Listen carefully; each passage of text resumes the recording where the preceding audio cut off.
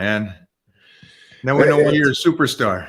It's the only thing that I think my mother-in-law, that's why she agreed to Beth marrying me, is she saw my teeth. And she was like, okay, you can marry him because he has a nice smile. You still got your teeth after getting kicked in the head all these years. Somehow, like I got a rod in a couple of them, but they're still mine. Oh my gosh. I'll take it. Don't even know. Yeah, I know. That and my mom's two things. Don't break your nose. Please try and keep your teeth. And knock on concrete, it's still, my nose is still intact and my teeth are pretty much intact. Which is somewhat of a rarity or a hard thing to promise in the world of wrestling. Holy cow. Doesn't speak to the rest of my body, but at least those two things. Yeah, what could go wrong sometimes does happen. Yeah. I mean, well, there's no way around landing. There just isn't. I wish there was.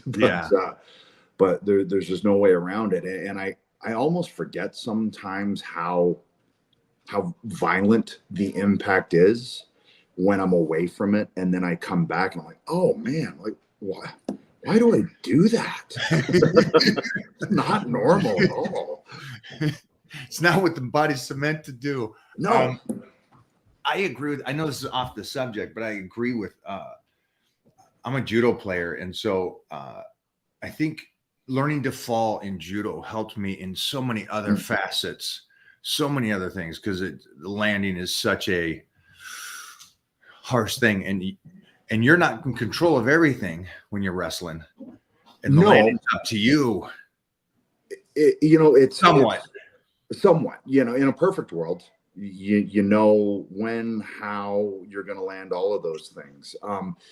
And it sounds strange, but landing also, it kind of wires your brain with your body. It really gets you in tune with your body because, for instance, with my little girls, right? If they're about to do something, I'm like, okay, you're making a very dangerous choice here. And here's why. Because my final destination brain kicks in and I go, you're going to land this way. This collarbone's going to fold. You may blow your rotator or your tricep. So that and it's just from in a split of a second. Oh my gosh. Yeah. Just look at it and go, okay, she's going to fall that way. This is how that's going to work out. It's a strange gift that you attain after years of falling, right?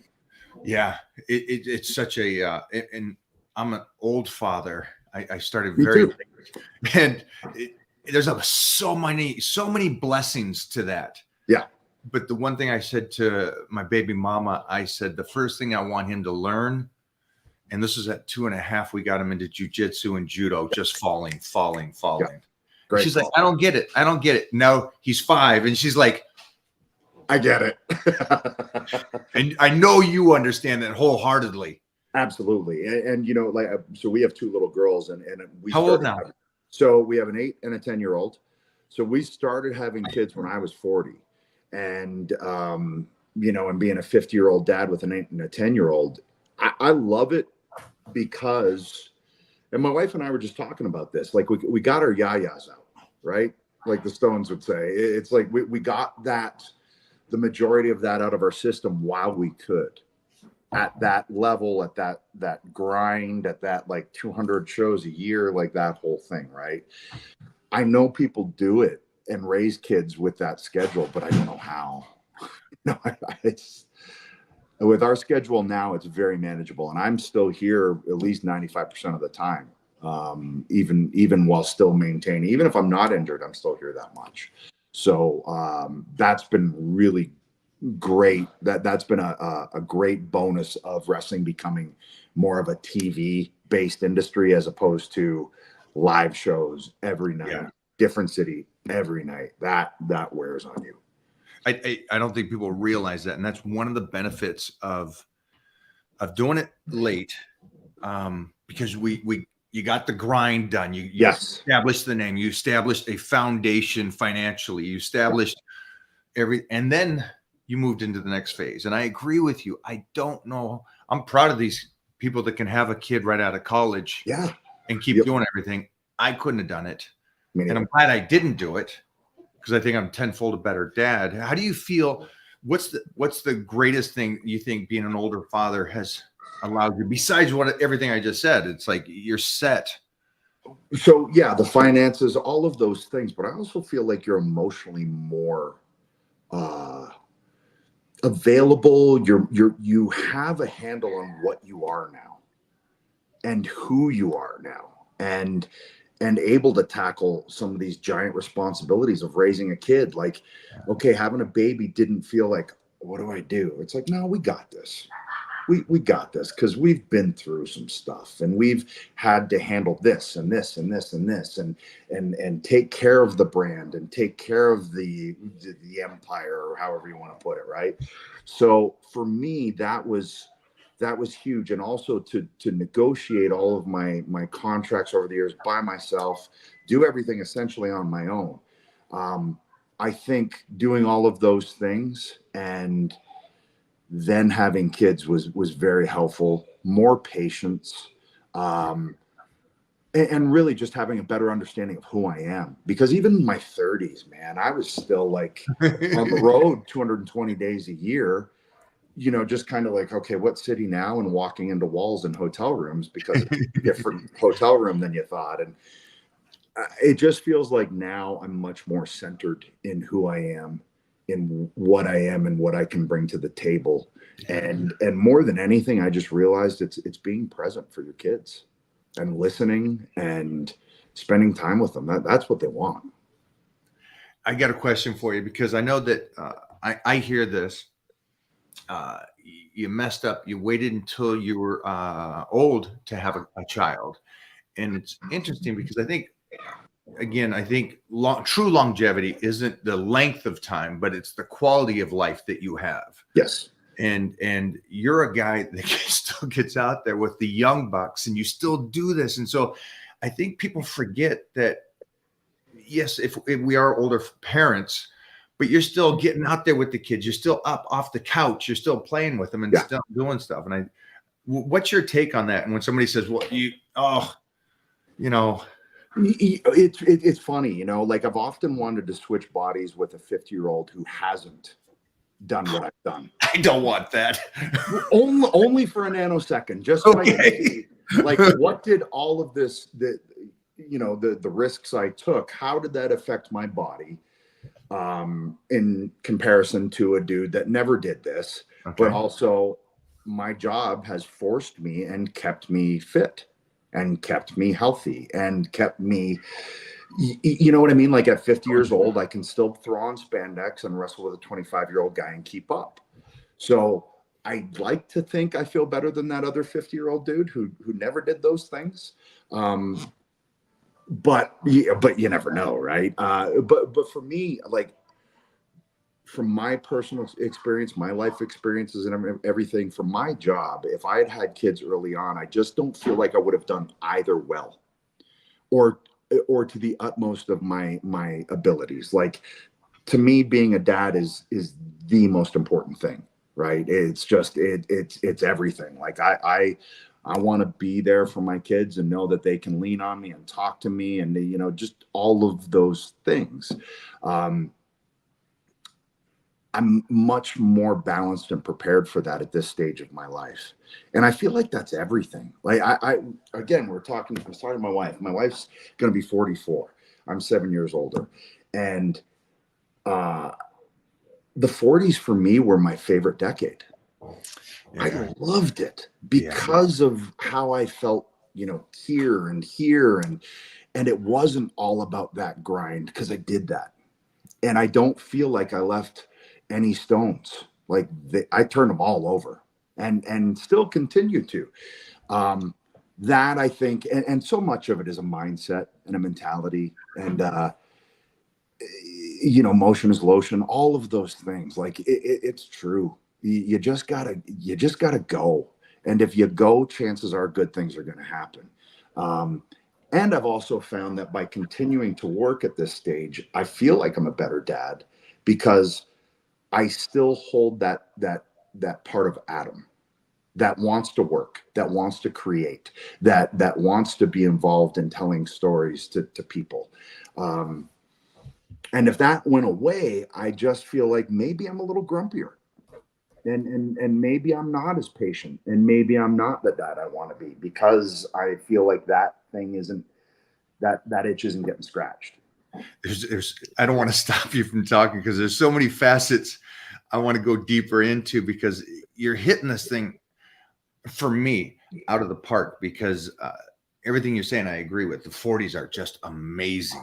Holy sheesh, you find that man strength. Yeah. You got a besides the man strength, you got this new understanding that, okay, I wasn't the brightest 20-year-old when I thought I was. That wasn't the brightest 30-year-old, but now I'm in my 40s and I'm like, I'm getting it together. I get it. I'm an idiot, but I'm going to make it through. And it's such a fun period.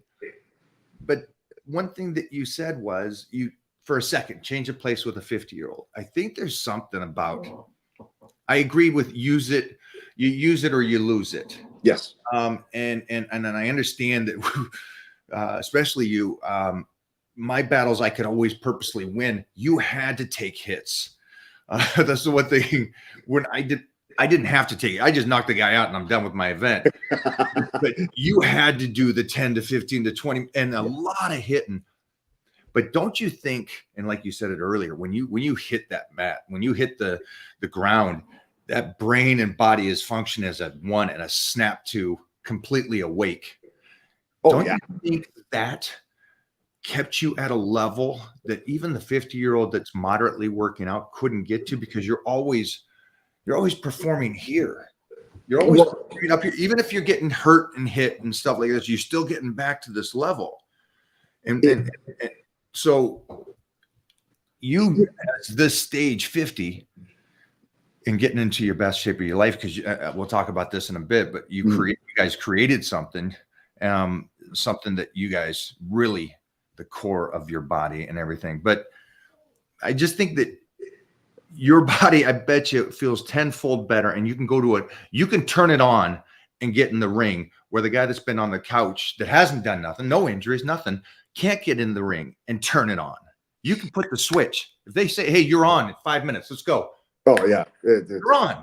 The only part that will take time is just getting on the gear. But from a mentality standpoint, I could switch to that like now. Yeah. It's always there, and it's always able to be tapped into very quickly. And it's funny. It is, like I said, when you're removed from it and you go back to like seeing it and being close to it, it's like, oh yeah, this is intense. Like this is a thing that you try and explain to the average person, and you really can't. So the best way of explaining it is, right, come to my ring, now fall. It's a funny thing when you go back in the day and people would go, well, it's not real. And it's like, all right, take a fall, take a dump. Let me throw you through a thing. What isn't real? What's not real about that? Well, I'm slightly confused that I don't like taking falls. And so you guys doing it over and over again is props from me to you. So yeah, it takes a beating, but I think you're right about, you guys are at a different level because you do it also. Most people are done by their 20s on most sports, early 30s to a small percentage. Mm-hmm. And then there's that dip. They were training so hard, and then they stop and they just stop. Yes. Where I'm around you and I'm around Billy Gunn and I'm around these guys that are absolutely mental, that 50 isn't 50. It's not. And I won't even say anymore. I don't think it was only 50 if you chose for it to be 50. And a lot of people decide at 50 that's just everything stops, and suddenly you're wearing Dockers and cardigan sweaters wrapped around your neck. I think that's 30 for a lot of people. I think society in America, it's 30, 35. Don't do that. You're gonna and you know what? I still hear it from people. Like, so I broke my leg, had the surgery June 1st, right? And I had people say, what do you think? I'm like, what do you mean, what do I think? I broke my leg because I dove off a 20-foot cage. Yeah. That's why. It wasn't that my leg was weak or anything. It's like I did something that was ridiculous, and probably shouldn't have done. But guess what? I tried it, that to me is also not a reason to stop doing something. That's just, okay, it's another fork in the road, and you get up, you dust yourself off, and that's just what you do. But I also think that can be some hard wiring, but I also think it's wiring that you can change. I truly feel like you can train yourself to have a mentality to keep getting back up. Now, some people might just have it ingrained in their DNA. But I'd like to think that by just doing work on yourself, whether that's reading books, whether that's watching educational programming that can help you get to where you want to get to, or change the mind frame of what you're currently sitting in. I don't know how many people that I talk to is, well, I can't really do it. Why can't you? You're definitely not going to if you say, I can't. Right. Take those 2 words out of your vocabulary. You don't need them. You really don't. So that's just always how I've looked at things. And I think in order to do any kind of profession where it's such a small percentage of people that succeed at it, you kind of have to have that mentality, or you're going to weed it out really quick and just get left by the wayside.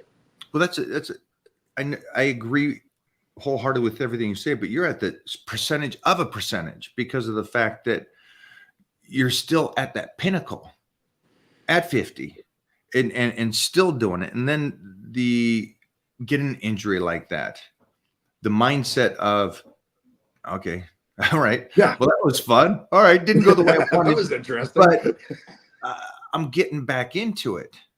Yeah. And is that anything to do with the circle that's around you, with you being, the injury was in June. So yeah. You got the 2 little ones. Yeah.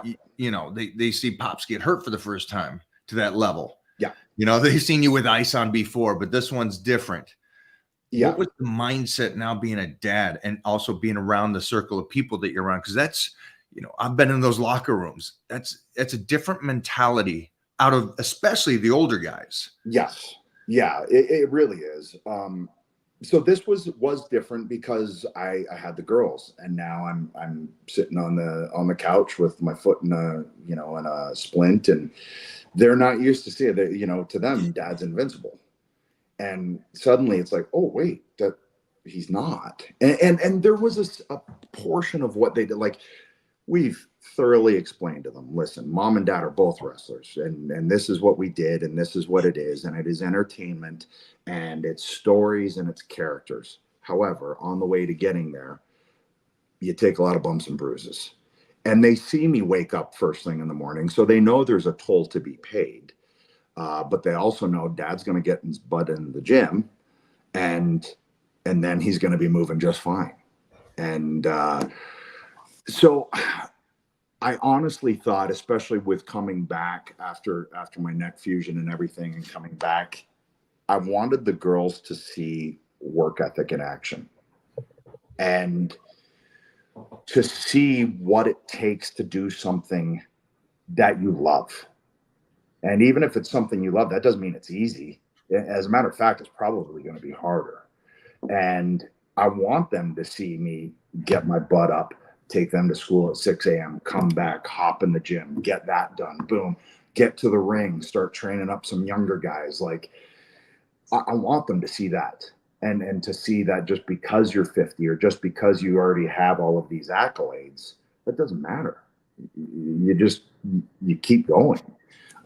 There's going to be a time when I stop because I don't want it to be diminishing returns. I don't want it to be like, he was good.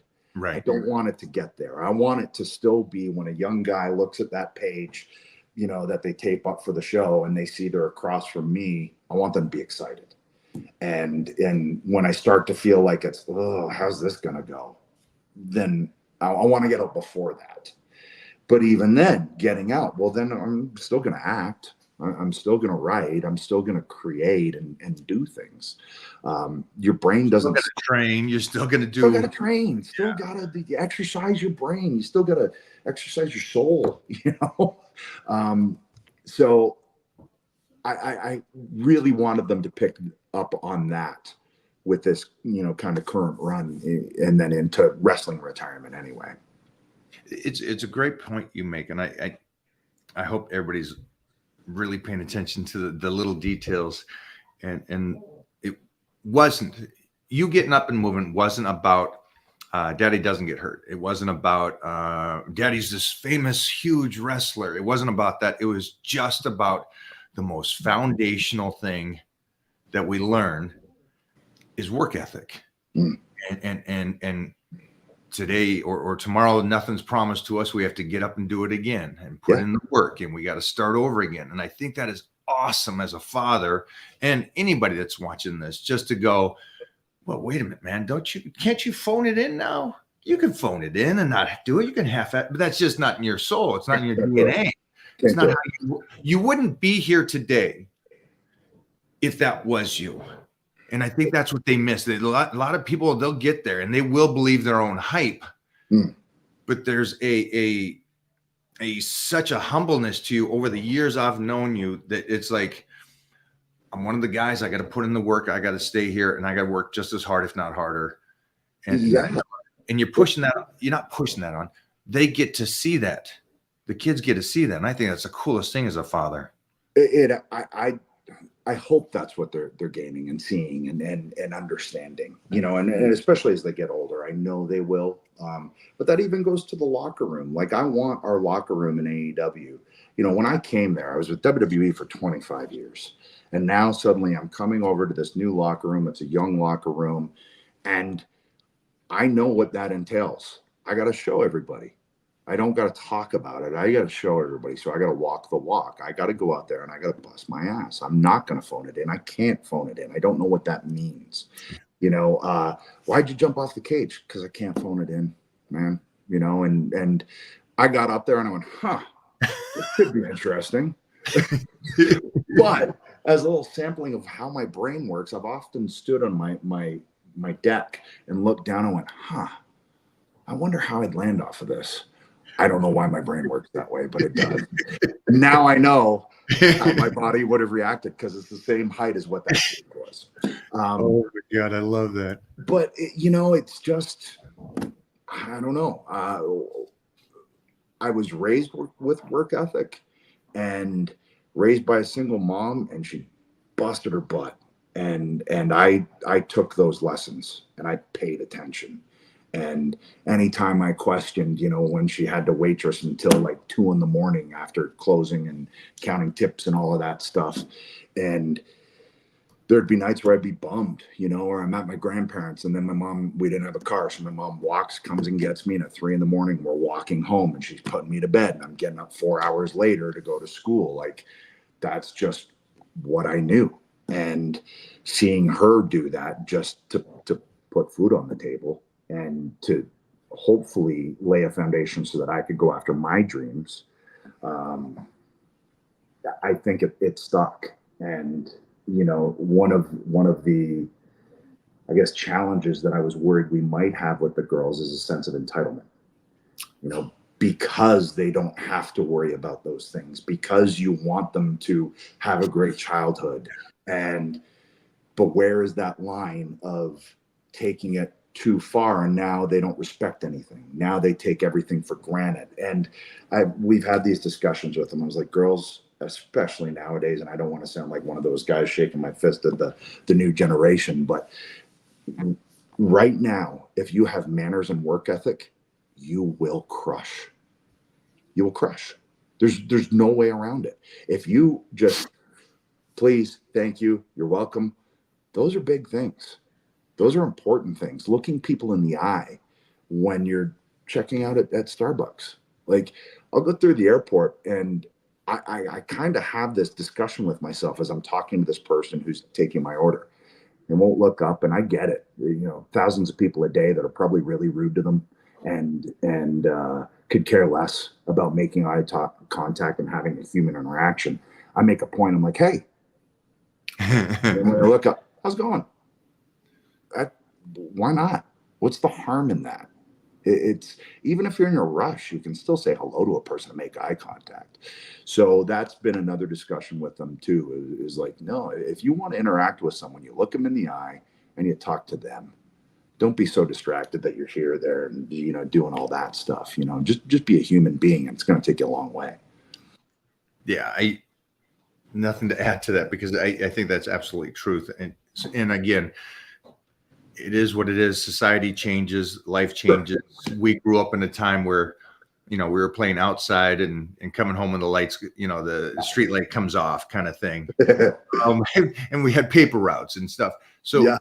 I try to learn as much as I can from others on that aspect of, if you have like what you have a name, you have a career, you're a 1%er in the world.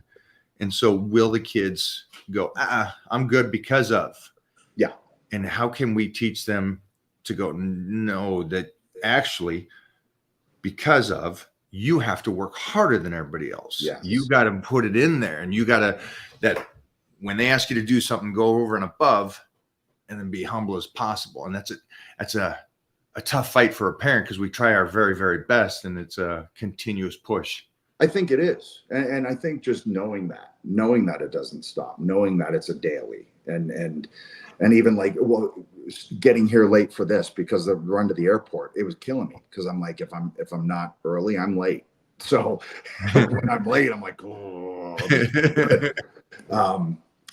Yeah. So it's really just showing them by example. And again, that goes back to being present, and that goes back to having discussions with them, and not just putting it off and hey, we're all there, it's a busy day, you're getting in, they're talking, like, what? Just give me a second, girls, and you take care of what you got to take care of. So it happens, don't get me wrong, but for the most part, I hope they know, and I think they know, whatever it is in terms of advice, or what do you think about this, or what do you think about that? Like, I want to be that resource for them. And my oldest has decided she wanted to start take acting classes. I went, awesome. I mean, I can give you some tips. I can run lines with you. I know this, but at the same time, you're gonna have to figure some of this out on your own. I can give you some of the answers to the test, but and also, like, if one of them ever wants to get into wrestling, you might have more open doors for you, but you're going to be under a microscope that a person who doesn't have that relationship won't have. So it's really just, I think, getting them ready for all of those things, and most importantly, just try and I think also by example, just say, hey, try and enjoy what you do. And I know that can be hard. I know, and I know I'm very, I don't really like the word lucky, because I think you make your own, but I'm very fortunate in that the job that I wanted to do from the time I was a little kid, I went for and I got it. And I know that's rare. I know that that's a very rare occasion. So I think that goes back to also not taking it for granted at this stage of my life. Every time I go to work, every time I get in the ring, I'm having a blast, because it's the only job I ever wanted to do, right? And the fact that I still get to do it at 50 years old with a almost a new brain for it, and understanding the nuances of storytelling, and understanding like the weight and the gravity that your voice can have now, and having done some acting and bringing that back with me to wrestling and incorporating all of those things, like that to me is just super exciting, super fun. And it makes it feel like a brand new job again at 50 years old after doing it for 32 years. I love it. There's a similarity of your guys' enjoyment. Like, I talked to Paul White, Big Show, or Billy Kip, and the enjoyment of what you guys do, and especially at this stage, because it is, I guess they would call it, like that football speed. It's there's the college speed, and then when the speed slows down and you really see the game. And so for wrestling, Yes. you guys understanding the voice and how you guys do your moves, there's such a calmness to you. Yeah. It even becomes more fun to you compared to the young bucks. It's without a doubt, I enjoy it so much more now, because it whether it's flow state, whatever it is, I go out there and I'm like, people often like, do you get nervous? I'm like, no, not at all. I get stoked. I get excited. I like, get me out there. And I love that after all this time, that's still the case. And I also think too, there's a big aspect of conquering challenges. You know, I love challenges, always have. You know, throw a challenge in front of me, and I'm gonna try and get that challenge, accomplished. And really, that's part of this too. I got a triple fusion in my neck. No one's ever wrestled after that. Okay, is that possible? Let's see. Oh, it's possible. Okay, cool. Well, can I still do it at a level that I feel is still where I need it to be? And hey, it's a challenge, and that means I got to work that much harder. If I coasted right now, you'd really be able to tell I can't coast. It's not possible, or it would show in the product, and then I'm not going to be happy with what I'm producing, and then it's time to get out, right? I equate it to like bands. I'll see some bands and they'll do the greatest hits. And that's awesome and good for them, and that's great. But I don't want to do the greatest hits. I want to create new hits all the time. I've challenged myself with every match that I have. I'm going to try a different move that I've never tried before. Just because. Why not? You're picking these challenges and goals that keep you going.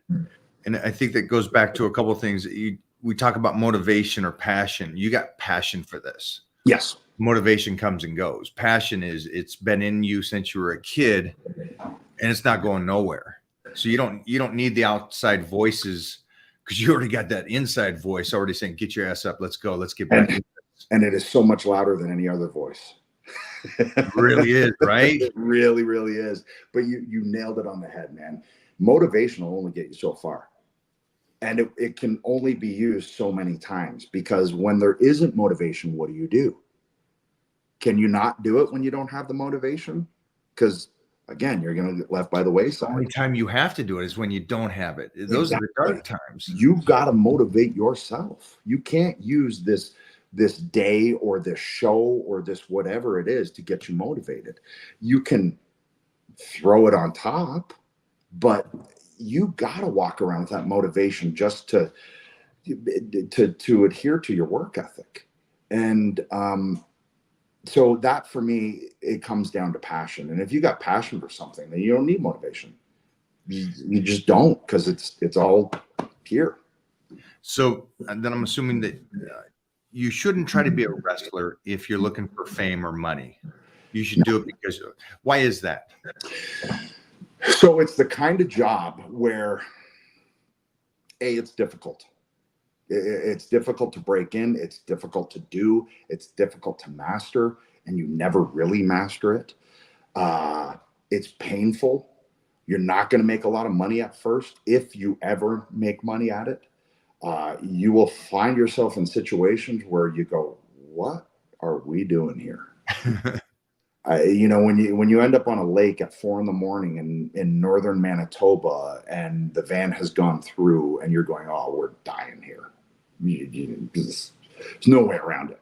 But you find your way out of it, and then can laugh about it right after it happens and go, okay, well, that's because you love what you do. It's because you have a passion for what you do. Because if you didn't, you're done that night. You probably don't even get to that night. Yeah.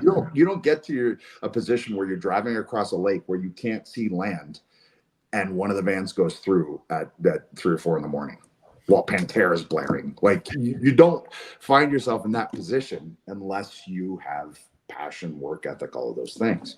It weeds out the people who think it could be cool to make some cash, to be famous, to be all of those things. That can come, but if you don't enjoy it, it's going to get you gone quick, because it just takes too much out of you. Like, I can't imagine a player in the NHL who doesn't enjoy playing hockey, because of what they put their bodies through, because they have to train all year round. There's no off season for hockey players. Their season is 9 months. And then that 3 months, they got to stay in shape.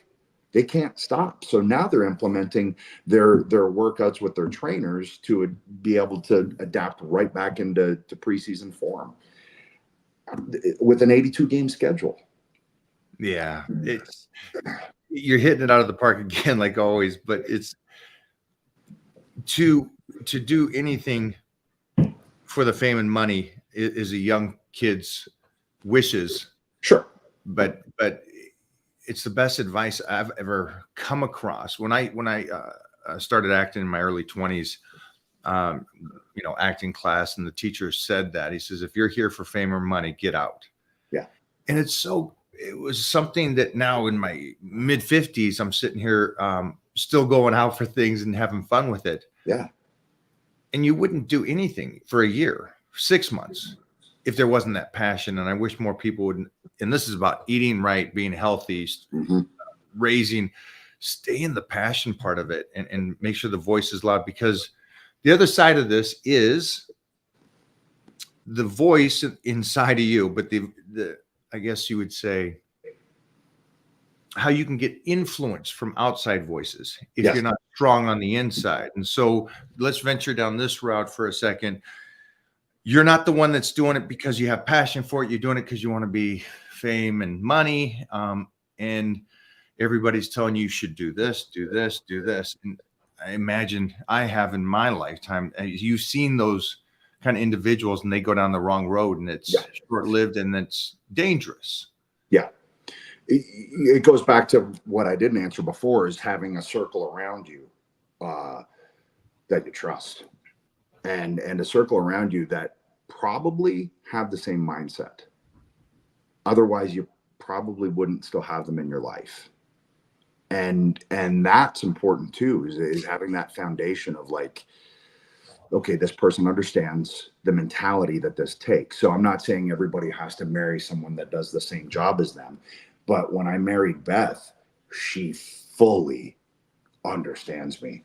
She gets everything that this job entails, all of the sacrifices, and then all of the, is it a rough back day? Yeah, a little bit, but feel better once I get moving. She totally gets it. And also gives me grace in those moments where just give me a sec, hon. I gotta go stretch a little bit, and then I'll be able to, move the couch or whatever it is, so I think that's very, very, very important, is to have that network that you can still pick brains, that you can still, explain how you're feeling. That's important to have, because you never have it fully figured out. And anybody who thinks they do, at some point, life's going to come with a left hook. And then it's going to let you know you don't have it all figured out. Yeah, I think people don't think that somebody like you ever get knocked down. It's your life's been so golden, you get to do this. It's like, well, it started young, man, and there was a lot of tough days, and it's still tough days. Those are the people that won't. Yeah. They won't. They're up in the stands of the Roman Empire. You're just watching the gladiator games, and like that Teddy Roosevelt speech, "The Man in the Arena." I mean, it holds so true to this day, and that's not a knock on the person who wants to sit in the audience and do all of those things and enjoy it. And I sure, great, but don't doubt what I do or how I do it then, because I'm out there doing it. And that to me is a big difference. It's that whole, if you really wanted to do it, you'd be doing it, but you're not, and you're commenting on it, which tells me you might not be happy at where you are in life, and maybe that's because you just didn't put the work in. Who knows, right? Or who knows what that person's going through. But I try to surround myself with just positive outlooks, because there's so much in the world that can be negative, but you also have to look for it, just like you have to look for positives. And I truly think you have two choices. You can wake up and go, man, this is, and you're probably going to stub your toe, and then you're going to, drop something, break something. It tends to track that way. I wake up and I go, okay, what do we got today? And what do I want to try today? Or like, I got Steve's son here. Okay, let's see, what can I show him today? That's fun, man. And if you're having fun, then it's not work, and chances are you don't feel like you're 50. Yeah, it really doesn't seem like work. I mean, we keep doing this stuff, but something I picked up on is I always try to tell people, yes, I get it. Sometimes you do need to be motivated, but if you can have the passion, great. How do you pick a goal? How do you pick things? And what I picked up on, you pick up or make a goal for yourself going, okay, hey, you know what? In this match, I've got to do a new move. And this is what I'm going to do on the next 3 matches. I'm going to do a new move each time, and that's going to push me to another level. So you're still trying to reach this other level at this stage of the game, which I think is, again, why you are who you are and a legend in what you do, because of the fact that you're still pushing it to that. And I think, again, up how you're raised and the single mother and everybody doing it. But I have a question about, is it also one of those things where you believe, and you said this a couple of times, it's about what they see. It's not what you say, it's what they see you doing. And did you always, or as a kid, were you one of those, let me watch, learn, and move forward instead of asking the questions?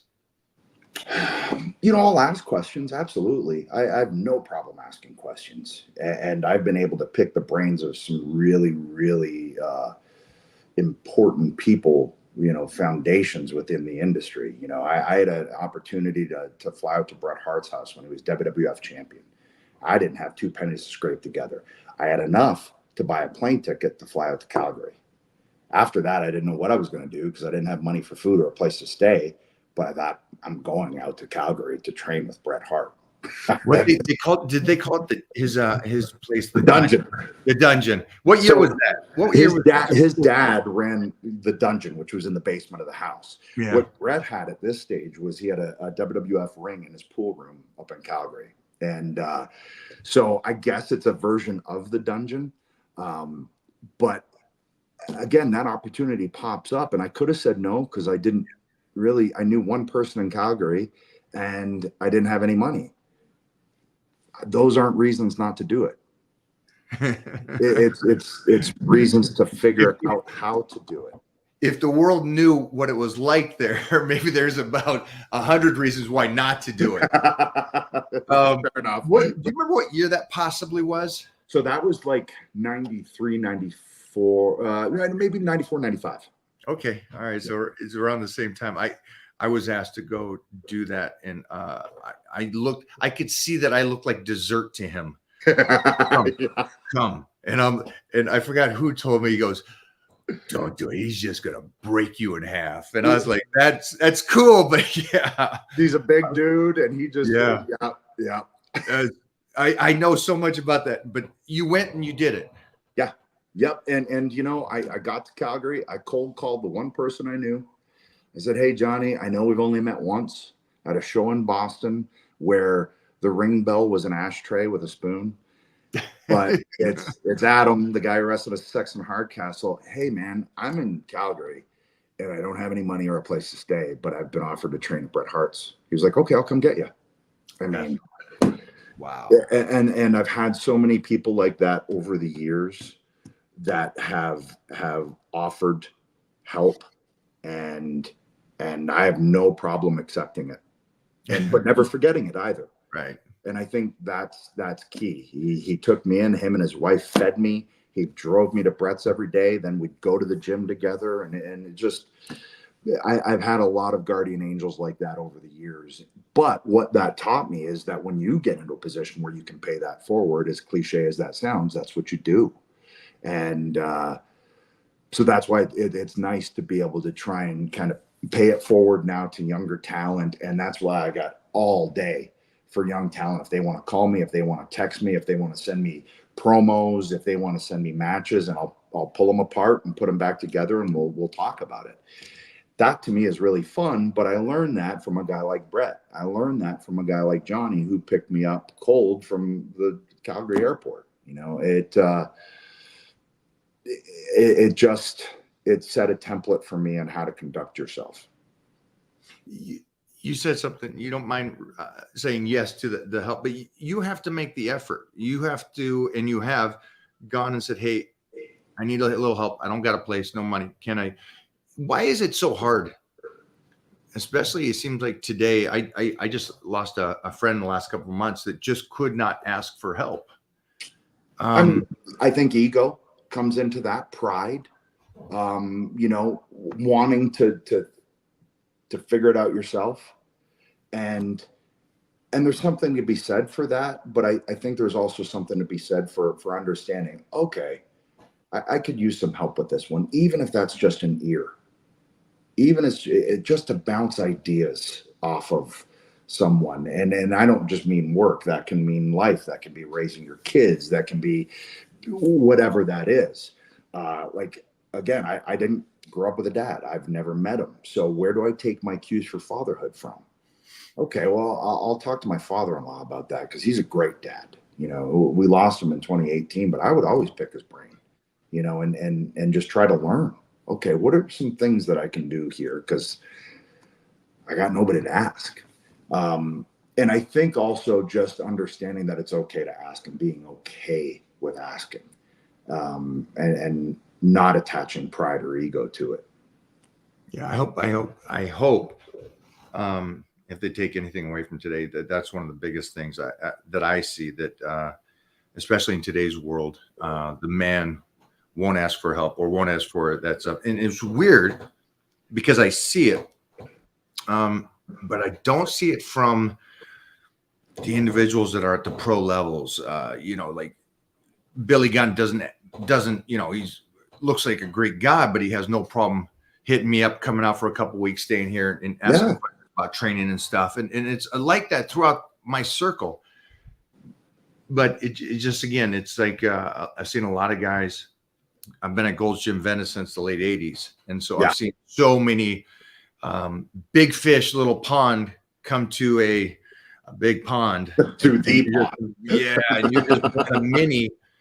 How fast any industry sucks you up and spits you out if you don't come in with a mindset of somewhat of a strong mindset that I'll stay true to who I am and not fall into appease the mass.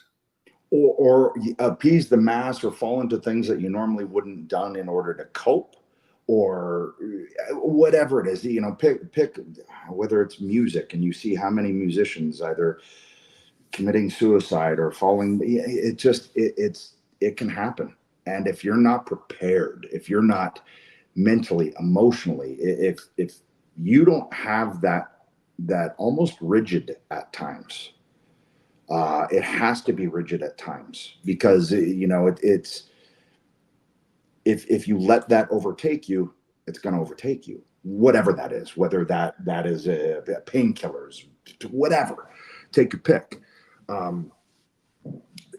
You better have a strong resolution, a great constitution, and because these jobs, with them comes the ability and the possibilities of, like, well, here, slippery slope, you know, and you know, just in terms of, let's say, drugs, painkillers, those things, because in our industry, that was, especially in the 80s, that was, you got guys on the road 69 days straight, and there's only hotel phones to call home with, so it's $5 a minute, and you're missing your family, you're all of those things, you're beat up, blah blah blah blah blah.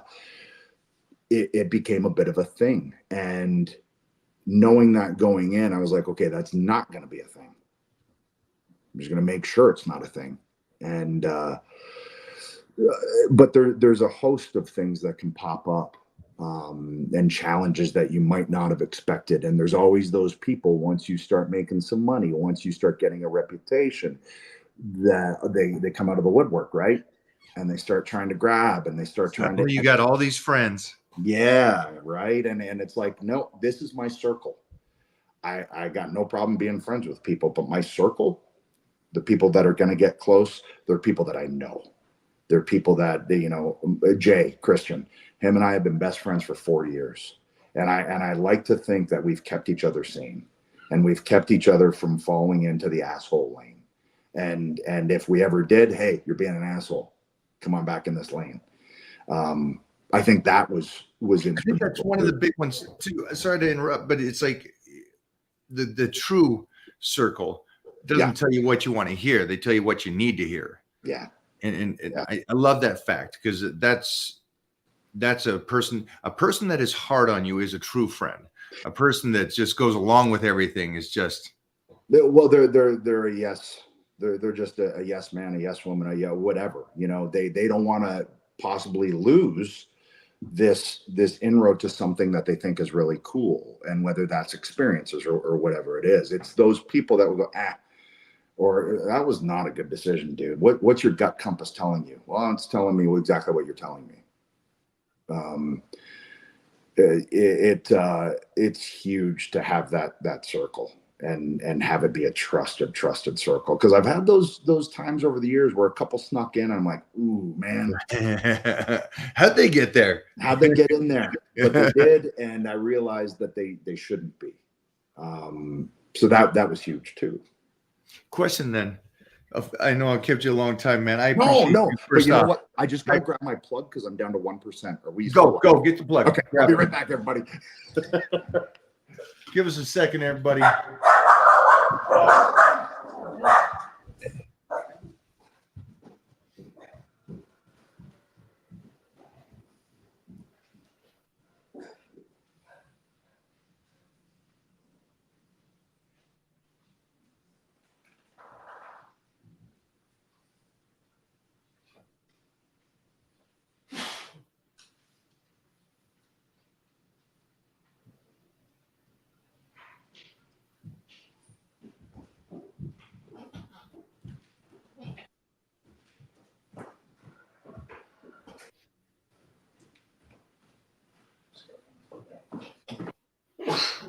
All right, I'm back. Now I just got to find a place to plug in.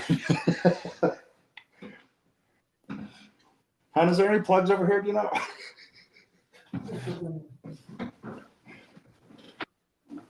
A coffee machine. You can go over here. Let's go. Tech crew. Right. Coming in. Look at that. There we go. All right. 2 seconds. 1 second.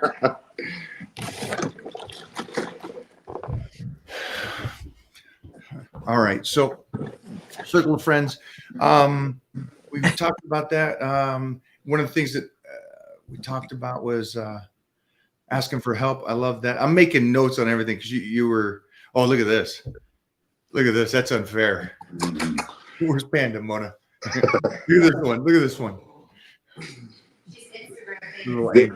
This is our little rescue Frenchie Haven. Oh. So, then you guys are dog people. We have currently we have 4 dogs. Okay. So we're dog people. Yeah. After this, let's get the address and send them out some of the. I have like lift heavy pet dogs, and I'm not coming if my dog can't come with. I got to send you some shirts. You got a husky, don't you? Yeah, I got 2 huskies and a Timberwolf. Oh. And so, yeah. So we this is our 3rd husky. So our husky, our current husky is a puppy still, Odin. And man, I love huskies. They're such work, but I love their mentality and their goofiness and their craziness. Can you explain their mentality, please? Because I don't think people. I think they think huskies are just like any other dog, and I'm like, no world. If you aren't prepared to walk to work, then don't get a husky. And if you live in an apartment, don't get a husky. And if you're not willing to get out and hike and walk and move, oh yeah. Oh. She's like 85 pounds. Oh yeah. Oh gosh, just the best. So that's the Timberwolf. But yeah, see, I think they think they're just like bring Panda. They're such knuckleheads. Oh my God. But it's what I love. Like when he looks at me, like he gallops like a newborn colt, like on ice though. Like he's just all over the place, right? And then he'll stare at me and with his tongue hanging out with Hi,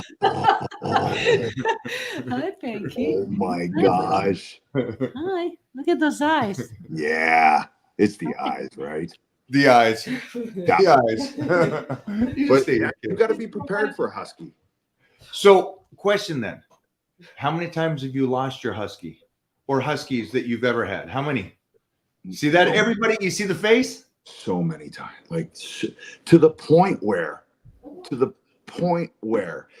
we have 15 acres here, right? And we have this fencing around one thing. I rebarred the entire bottom of the fence. Still found a way. Still found a way. He climbed it. And then one day saw him and he was back there. He just ran and he leaped over the fence. He just ran and jumped over it and then like looked back like, I'm out of here. They give the eyes. The eyes of looking at like, you're like, no, I did it. come here. Peace. Oh, and so it was actually Christmas Day this year. That was the last time he got out. And it's pouring rain here in Asheville. And I'm just like, it's Christmas, dude. Like, why, man? Like, I just wanted to sit in my Clark Griswold pajamas and just do a whole lot of nothing today. Yeah. And instead, I'm out in my pickup and I'm driving around trying to find him. And he's running everywhere. And now I'm getting out and I'm chasing him. And I mean, you're not catching a husky. You're just not. We're doing our best to chase them and until they're done doing whatever that prey drive. Yeah. That whatever that thing is, that Iditarod running, getting it out, they're not coming back. They will eventually. That's what I've learned is they'll come back when they're ready.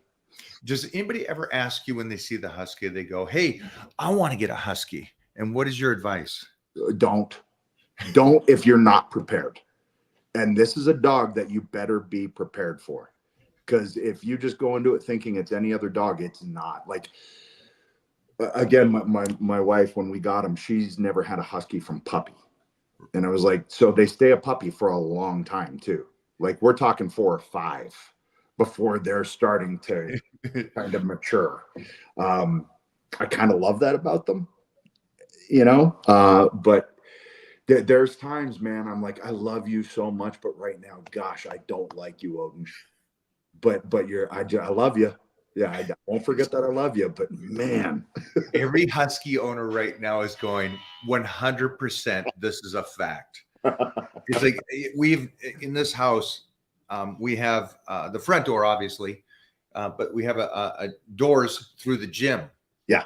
We've never gone through the front door purposely because these one gets going, the other gets going. It's like, so we always go through the double fold. You walk through, make sure the door is shut, walk through the next one. And that's, I think, what you mean by, because girls will always see my husky at the appearances and go, I want to get a husky. I'm like, no, unless you're prepared for a husky, do not go down that route. And they are just, I know that they're a wild mess, but there are wild mess. There are wild mess. Yeah. And they're stunning and beautiful and independent and crazy. And will tear stuff up. Like I knew it was like, okay, we like this furniture, but we can't like it too much because it's going to get chewed up. And you can train a husky and all those things. And I just say, well, yeah, good luck. Anything from the waist down is theirs. Yeah. Mostly for their puppies. Yeah. Oh my gosh. I have one more big question for you.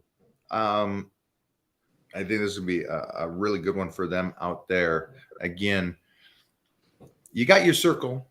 Yeah. But then you have the ones in the house that circle. Yeah. How much did having kids and your wife change you later on in life? It made me a better man. It made me a better human being. Because now I'm just not a human being that all I have to be responsible for is my choices, what I do.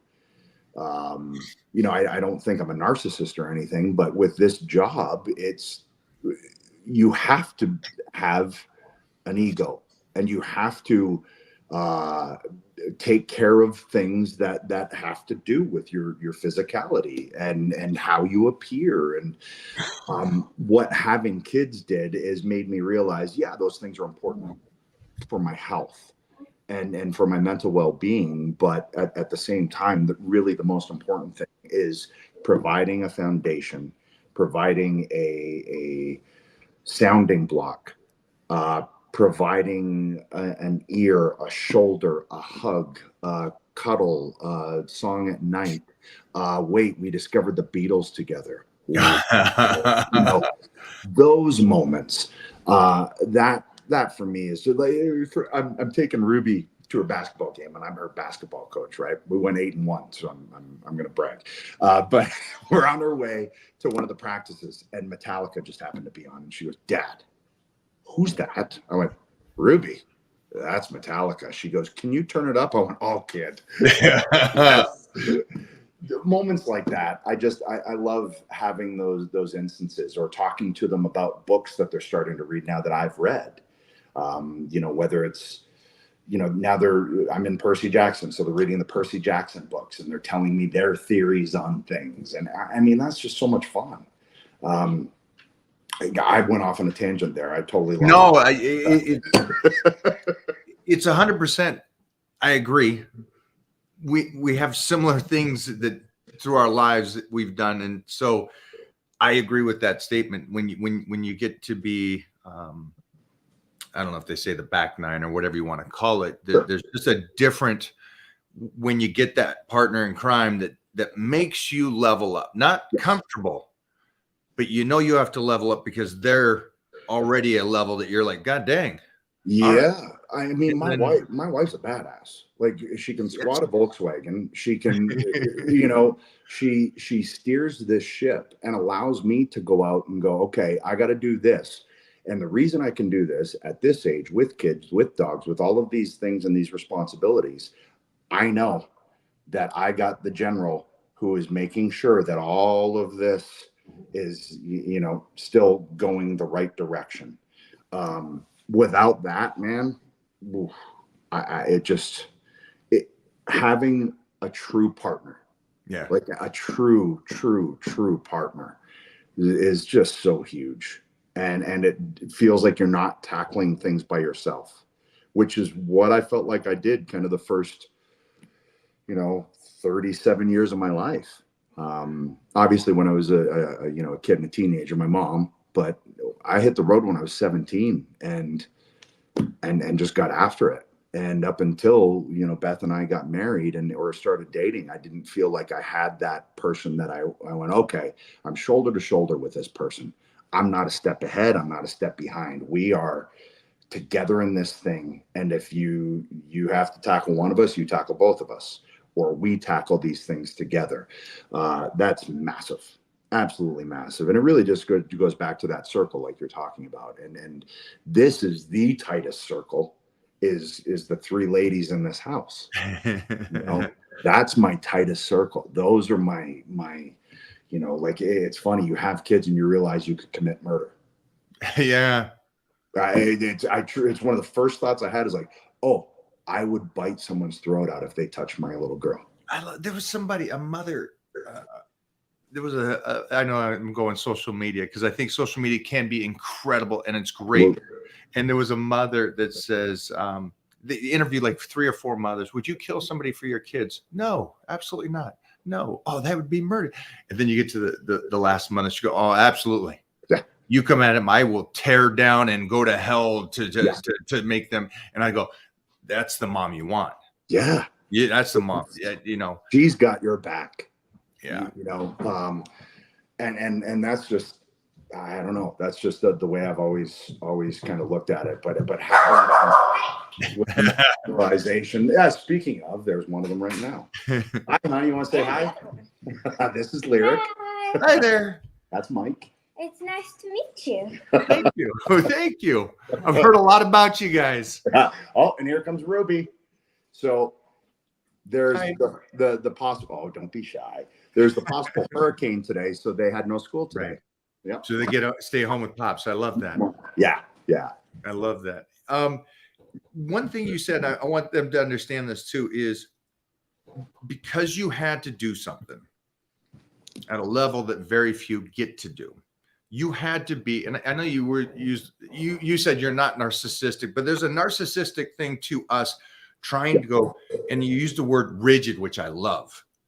you got to eat a certain way. You got to train a certain way. You got to do those priorities before you can do anything else to be able to, you have to go and learn to wrestle. You got to do these things, and there's no negotiating.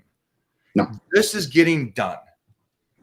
And I wish more people in their early years would go, no, this is me building the foundation so later I can do this stuff Yeah. and everything, instead of just going, no, I'm I'll done. get there. I'll negotiate everything. Everything's negotiable. I don't need to take care of my health. I'll do it when I'm 40 or 50. I don't need to eat right.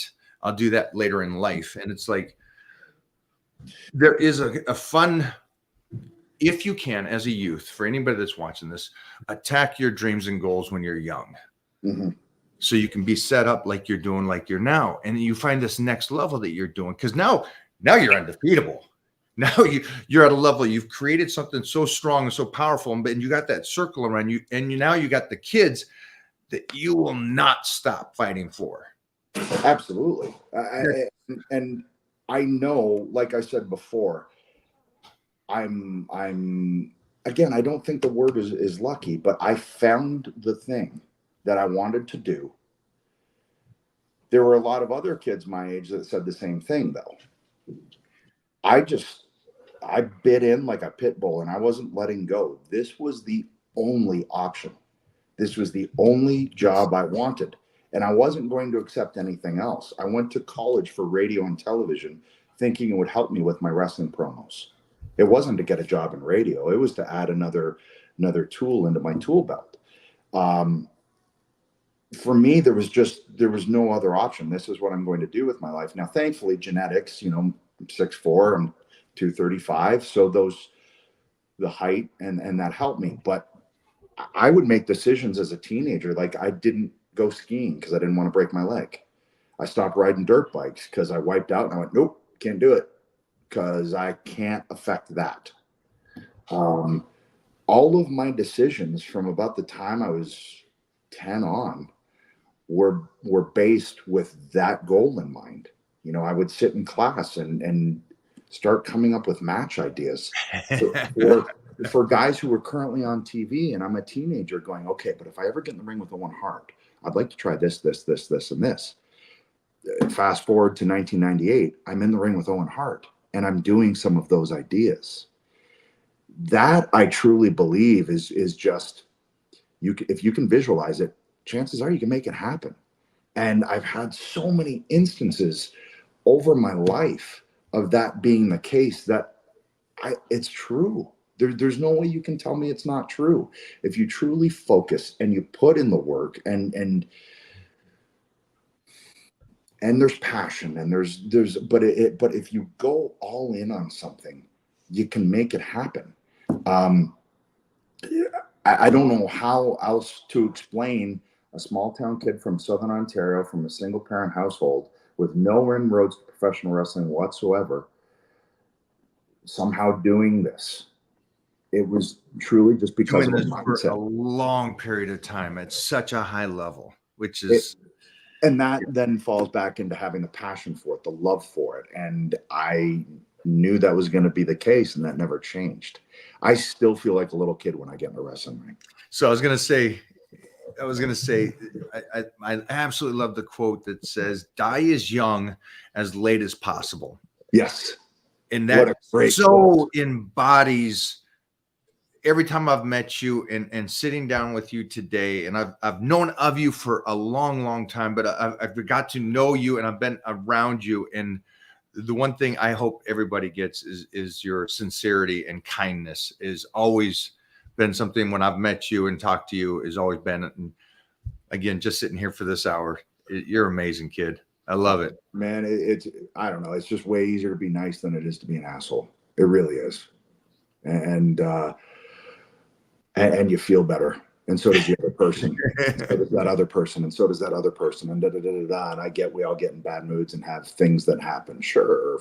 Delayed flights or this, that, and the other. But you figure it out. Like I broke the leg and we're in Vegas. And I had to get a flight home to then get surgery and blah, blah, blah. Right. So I get to Dallas. I'm on crutches, got the broken leg. I've been in a barbed wire steel cage match. So I got cuts all through my armpits, all on my arms and everything. And I'm crutching around and they don't have wheelchairs. And I could have went, no wheelchairs. How dare they? I was just like, okay, well, I'll just crutch there. So I'm crutching around and then I look and my armpits are bleeding. So now I have bloody armpits, I have a broken leg, and now I'm delayed 7 hours in the Dallas airport. Now, I could have been in a really rotten mood because of all of those things, but I laughed. Because how ridiculous.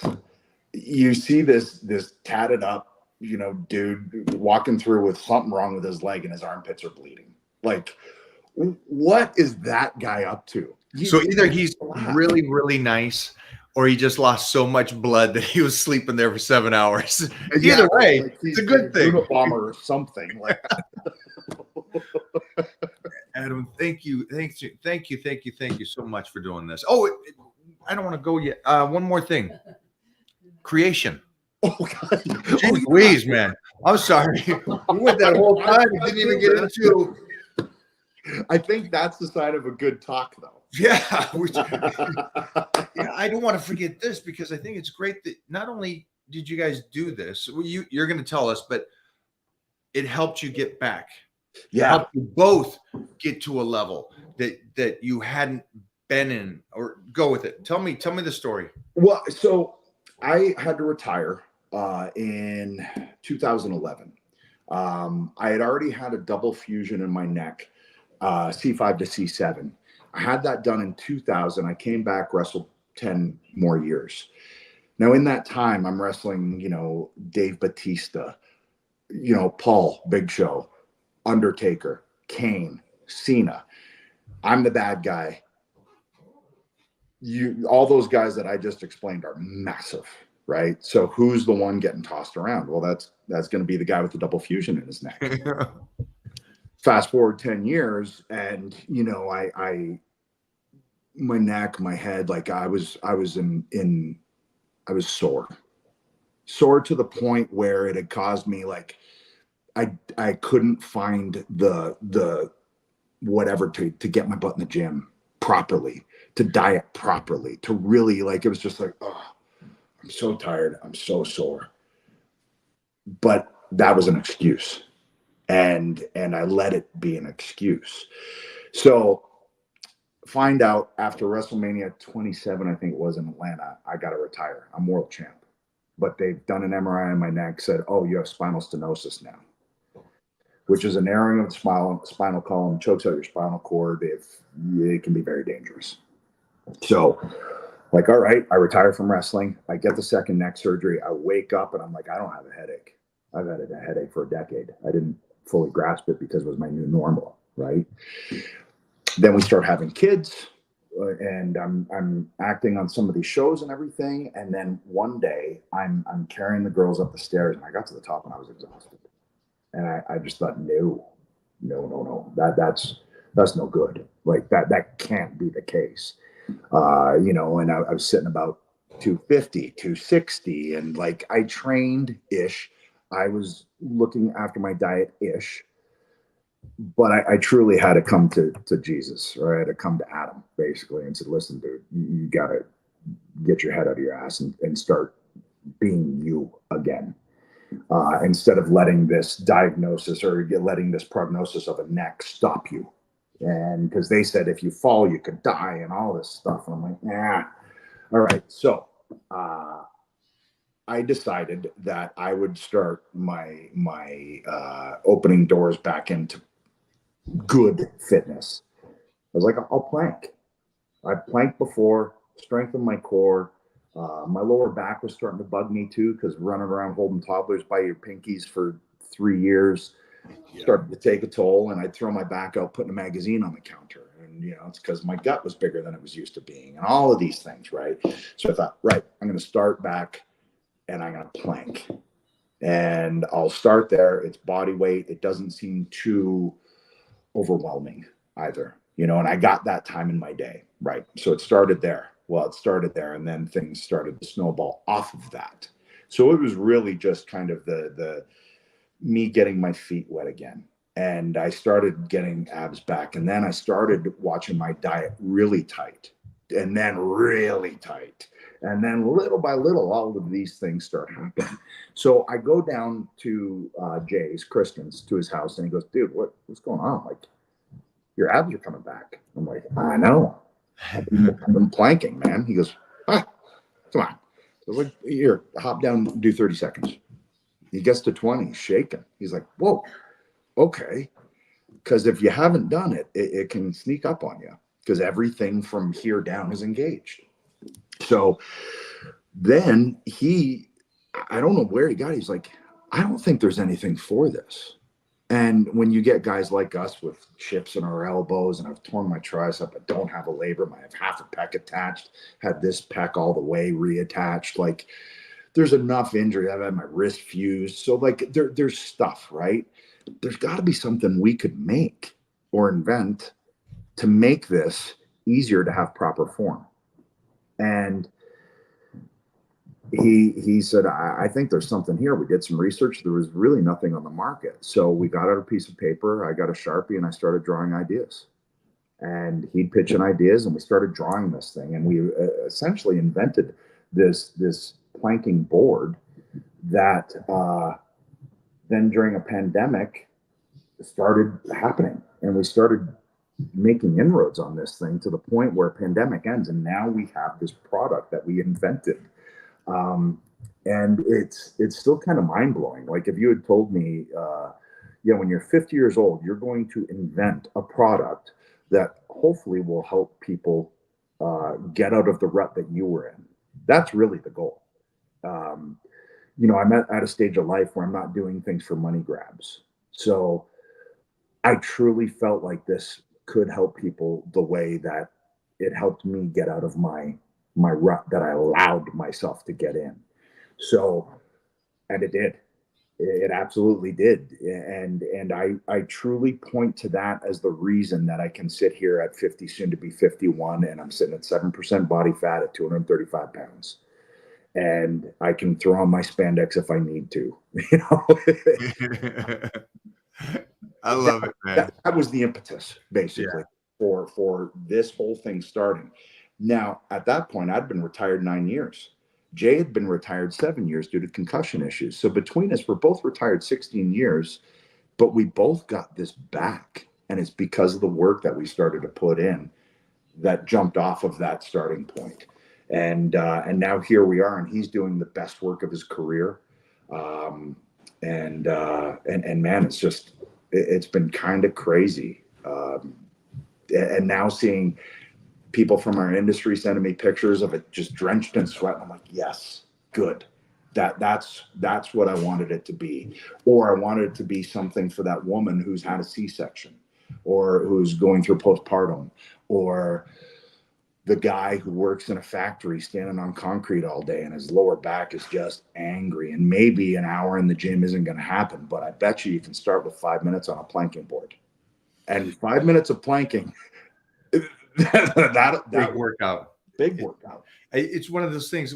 When I was with you guys, I think we were here in Los Angeles at you guys were here wrestling and stuff, and I got to go down with Billy's kids. But I was talking to you guys there, and Christian, and he was showing me on his phone the whole concept of it and the idea and everything like this. And this was years ago. And I was just like, this is great. Because I keep saying this over and over again, and people don't listen when they're younger. When you get older, if you can maintain that hip, lower back, lower abs strength right there, I don't care about anything else. But if you can keep that as strong as you possibly can, that's true longevity. Yes. Because that's the first part that goes for most people, and they don't realize it. And it's like you guys created hips, lower back, glutes. If you don't go after those things, that's why you see the dude wearing combat shorts with absolutely no ass to keep him up. Because he's got a bad back. And he's basically like turning into the letter C because his back and his core is not strong. It just, and then it goes back to, okay, well, what if you got to chop wood? What if you got to like move something?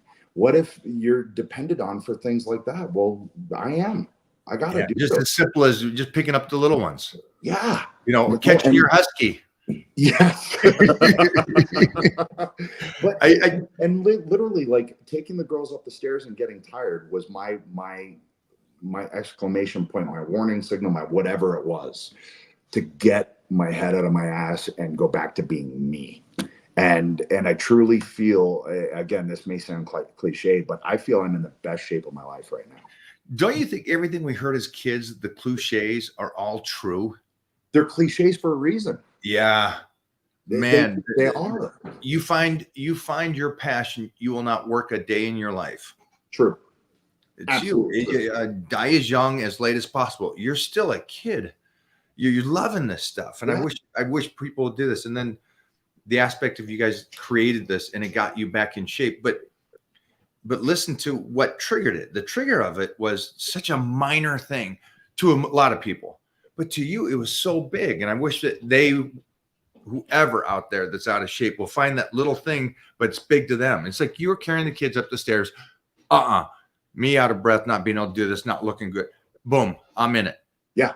Because as an older dad, I realize I want to be around for these kids. I want to be able to be there for them. And I understand that I'm probably going to, be driving them to high school dances looking like Gandalf, big old beard, but I'm going to be in shape, Gandalf.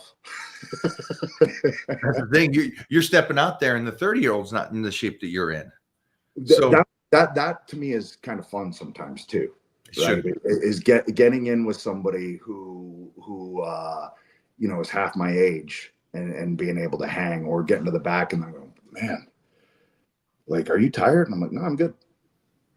See, I will say this, and we'll finish it here, but I will say that I missed the what do they call the 80s and 90s of wrestling? Was that what do they call that? I guess the golden era. The golden eras. I missed the superheroes. You guys were superheroes. I would see you and I would go, gosh darn it, that's a superhero. And I missed that time, because now it's 140-pound guy can get out there and it's definitely changed in that regard. But I think there's room for all of it. There's room for because there's weight classes with things, and it's like, okay, there's a possibility of making that work and making that happen, and having a massive cross section of people, because you can have Rey Mysterio and you can have Big Show. And I love Ray. And but man, that's a small percentage again. He's what he does, But nobody is Ray but Ray. I'm glad you're out there. I'm glad Billy's out there doing his thing. I'm glad. Looking better than the entire roster, by the way. Huh? Looking better than the entire roster at 60 years old, or maybe 61 now. I had a picture of him at 30, and then his picture at 31, and I sent it to him. I go, I wish you could have told your young self to lift a little. Holy shnikes!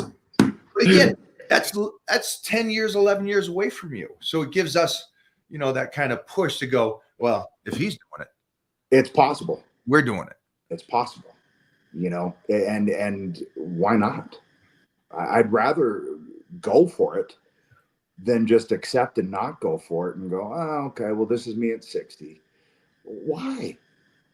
And that goes with just life in general and how you attack the day. Like, if you don't wake up planning on attacking the day, then what are you doing? Yeah, if you're not getting better, you're getting worse. Yep. Time wins. Yep. So we gotta fight. We gotta minimize the decline the best we can. Yes. Yeah. And that goes to surrounding people or having these kind of conversations, which it reinvigorates what you already know. So thank you. Thank you. Thank you, brother. Thank you so much. Great. And I had a blast. Yeah, I hopefully we'll see you at the next one when you guys are going out and stuff. And again, I just love the fact that you got these two little angels there, and enjoy the day. Enjoy the day. Thanks for taking the time. Yeah, man. Thanks for having me. This is great. I could do this all day. Before you hang up, though, will you give him 2 minutes to download? Yeah.